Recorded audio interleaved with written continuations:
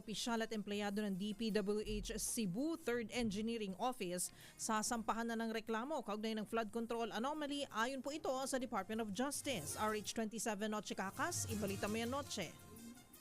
Miss Kay at Kuya Henry, kinumpirma ng Department of Justice na natanggap na nila ng National Prosecution Service ang rekomendasyon ng National Bureau of Investigation para sampahan ng kaso ang nasa 20 opisyal at empleyado ng DPWH Cebu 3rd Engineering Office. Sa press briefing kanina, sinabi ni DOJ spokesperson Attorney Polo Martinez may kinalaman sa dalawang ghost flood control projects. Kabilang sa isasampang kaso dito ay technical malversation, Anti-Graft and Corrupt Practices Act, perjury, falsification at use of falsified documents at Government Procurement Reform Act. Darito si Attorney Polo Martinez.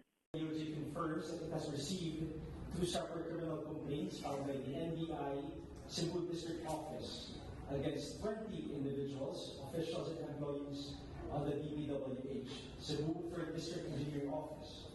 This is in connection with two flood control projects within that district's jurisdiction. So the first complaint was received by this office on July 29, 2026. A second complaint involving the same 20 respondents and the same charges, but arising from a separate flood control project as I was on filing.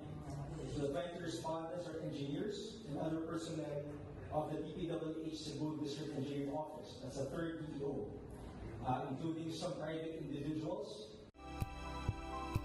Ang spokesperson ng DOJ na si Attorney Polo Martinez. RH27, Noche Cacas, DCRH, una sa Pilipinas.